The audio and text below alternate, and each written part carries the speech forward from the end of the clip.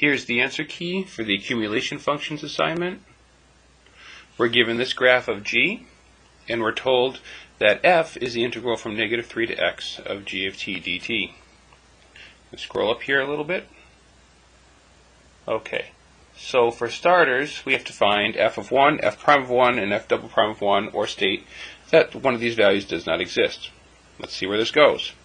F of 1 is the integral from -3 to 1 of g of t dt. Okay, -3 is right here. We have to go all the way to 1.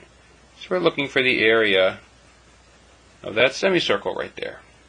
The area of a semicircle, we'll put it right up here, is pi r squared. That takes care of the circle, but we only want half of it. So it's a semicircle. So we have pi r squared over 2. The radius from the center to the outside is 2 units.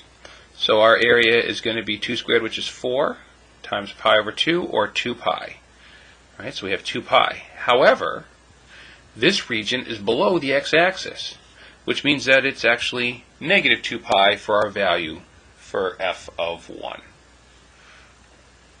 Now we have f prime of 1.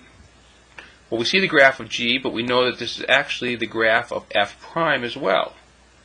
Our accumulation function tells us to be true. F prime of 1, therefore, is the same as g of 1. Here's the graph of g. There's g of 1.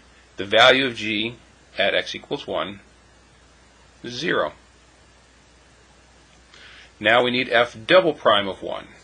Well, if f prime of 1 is g of 1, f double prime of 1 is g prime of 1. So we need g prime of 1. Here's g of 1. We're looking at the slope of the tangent to the curve at this point. Well, we have a slope coming from this direction, and we have a slope coming from that direction. But there's a sharp point at 1, and derivatives don't exist at sharp points. So f double prime of 1, which is equal to g prime of 1, does not exist. Alright, now we have to place these 4 values in order from least to greatest. Okay.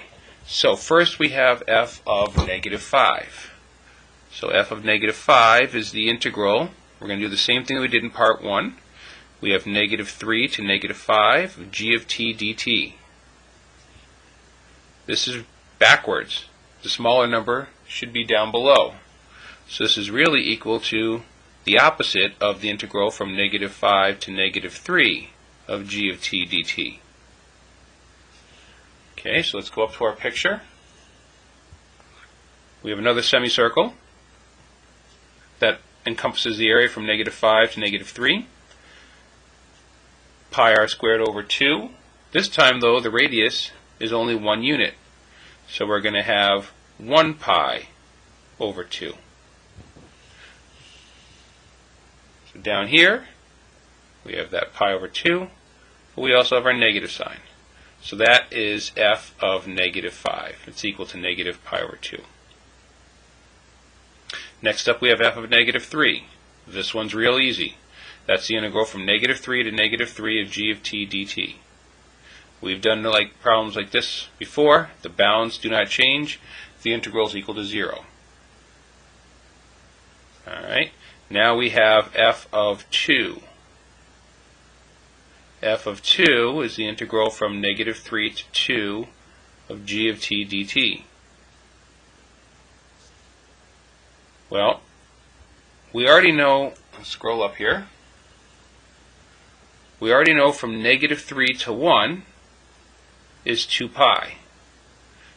And it's actually -2 pi. So we know we have -2 pi working for us so far. But we have to go all the way to 2, which means we have to incorporate this area as well. That's a triangle. Base is 1, height is 2. We want half of their product. So we have 1/2 base times height. Just a fancy way of saying 1 here. So we have -2 pi plus 1. That's our value for g of 2. So it's equal to -2 pi plus 1. Okay. And then we need our f of, actually, I'm going to just do it right down here. F of 5. Alright, so f of 5, well, we're going to go all the way from negative 3 to 5. And we go from negative 3 to 5, g of t dt. Well, just right here, we know if we get up to 2, we're at negative 2 pi plus 1. So let's get that down for starters. We've accumulated that much area to get all the way to 2. Let's go back to our picture. We now need to go from 2 all the way to 5, which is that region plus that triangle as well. And we know so far we're at negative 2 plus 1. This triangle right here, the base and height are both 2 units.